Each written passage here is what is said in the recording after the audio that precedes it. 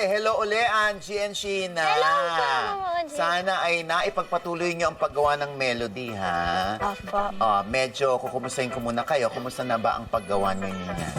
We chose to do the genre na parang mellow lang. Mellow na ballad. Ballad, medyo pagka-R&B soul. Pwede bang sample? Ay, Kahit 5 seconds lang. Oo, may mga ano lang, pabitin. Yan, mga patikim. Ay, ang ganda, ha? Ang ganda. Paano niyo nagawa yun? Hindi ko nga po alam eh. Sandali. Wala pa pala. Okay. Ano to? Game. Na, na, na, na, na, na, na, na, ha, ha, na, na, na, na, na, na, na, na, na, na, na, na, na, na, na, na. Ayan. Ops, hanggang dyan lang, no? Okay, yan po yung team song ng mga may nana. At ito na nga, dahil kanina ay gumawa na kayo ng melody. Ngayon naman, lalagyan nyo na ng lyrics ang melody ninyo. Yung mga na, na, na, na, na, na, na, na, na. Lalagyan nyo yun ng lyrics, ha? Ganun din ang boses. Ayan ako, exciting yan, ha? Kasi nga, iba't iba ang inspirasyon ng mga songwriters. Okay ba, kadalasan, ano ba yung ginagawa niyong inspirasyon? Tao, bagay? Ako by experience, kung ano yung na-experience ko na masaya ko. Ikaw Ako naman, naman Sheena. po, sometimes I write through experience, sometimes I write through anong nafe-feel ko on that day. Whether nagagalit ba po ako or masaya po ako. Pero most of the time, kumukuha po ako from quotes. So kapag maganda yung quote na yun, dun ko parang ini-imagine ko to po yung melody or yung lyrics na pwede kong ilagay dun. So parang typically, yun po yung ginagawa ko po. Ngayon naman ay wala tayong masyadong challenge na gagawin, ano? Kasi ang songwriting mismo, challenging na. Po. Opo. Oo. Kaya bibigyan ko na lang kayo ng oras para mapag-usapan ang gagawin ninyong lyrics. Pero sandali lang ha, syempre, alam nyo na, no? Dahil KSS Records ang magpo-produce nito, may konting requirements lang kami. At ito yon. Dapat mayroong part na tunog tao. Yung mga sipol, snap, clap, beatbox. Dapat may solo part din itong si Angie. Meron ka rin dapat na solo part, Sheena. Kumbaga, first stanza sa kanya, sa'yo second stanza, tapos chorus na kayo, ganyan. Tapos meron kayong duet part. Okay. Ayan, meron ng mga papel at panulat dito, oh. At iiwanan ko na muna kayo. Sasamahan ko lang meron sa kabilang studio. Okay po. Pupunta ako ngayon doon. Kasi nagre-record doon si Taylor. Taylor? Yeah. Sino Taylor po?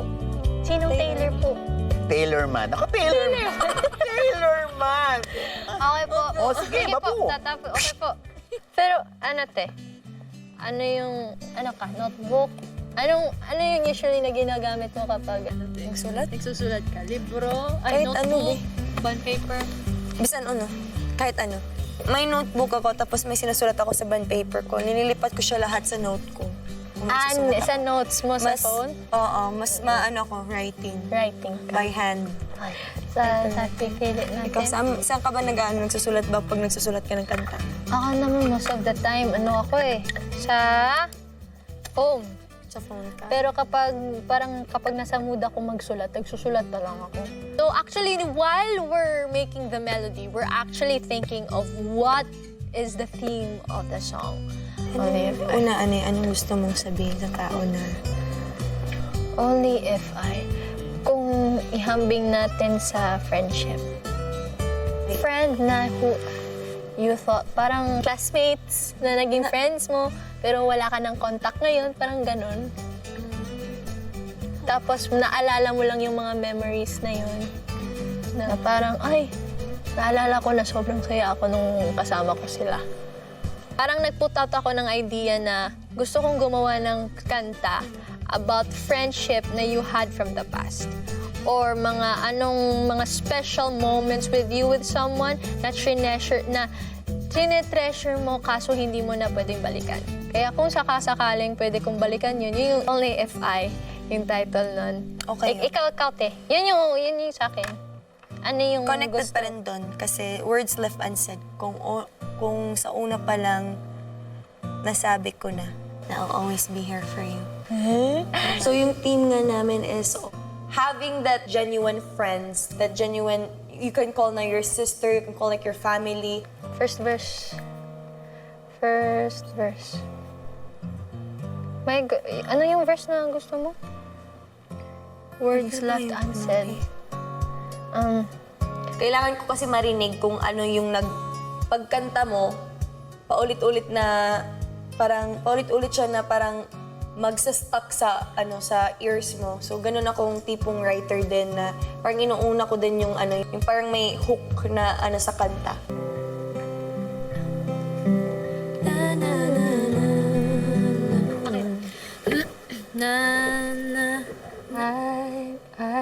Hi, old friend. Old friend. Old friend. Hi. So, sulat ko lang din dito. Hi. Hi. How have you been? Hi, old friend. It's been a long time since we... Ayaw din namin na parang humiwalay yung tema din.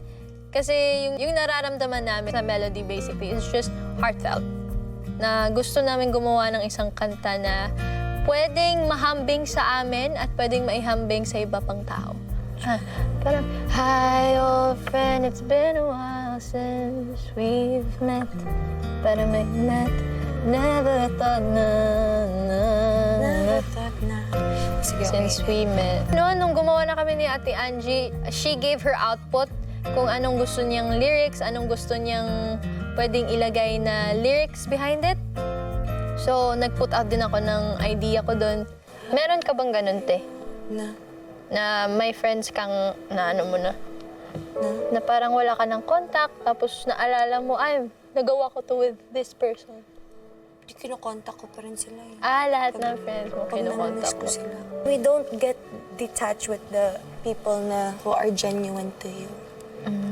Konti, wala ka, kasi totoo lang na. Mapili ako sa friends. Basically, may pinagkakatiwalaan ka lang. So, Tapos, may iba kasi sa friends sa, family. family. So parang na-treat ko na din sila as a family. Like, they're my sister, they're my brother. Growing up, sometimes drift people apart.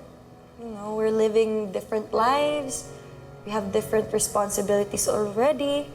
Pero, once that you find that person na you can call like your sister, your soulmate, your trusted friend, true friend, alam mong hindi mo yan kasi ang hirap maghanap ng friends ngayon.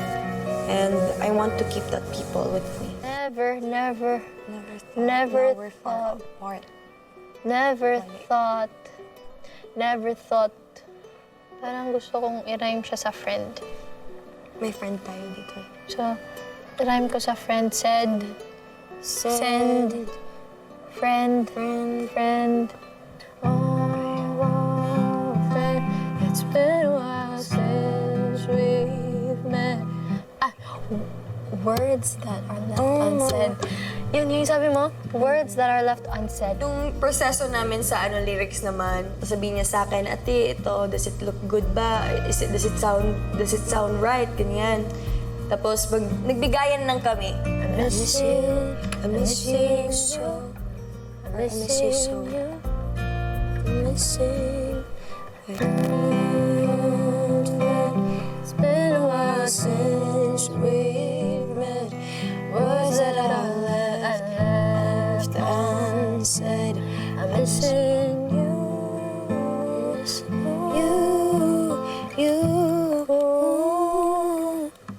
I'm missing. Dagdagan natin ng yung human sound. Clap.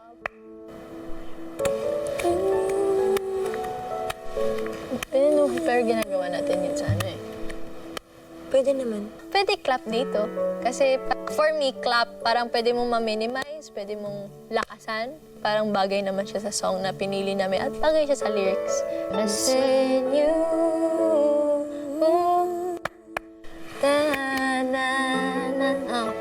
Okay yun. Oh, clap, clap. Clap, clap. Remember the times, ibalik tanaw. Balik tanaw tayo kung ano yung ginagawa natin yung childhood natin. Bring back the times. Balik tanaw. Siguro kung wala si Sheena, I would honestly say this, di ko matatapos yung kanta ko. Hanggang chorus lang din ako gaya sa iba kong mga kanta. Laughing, crying.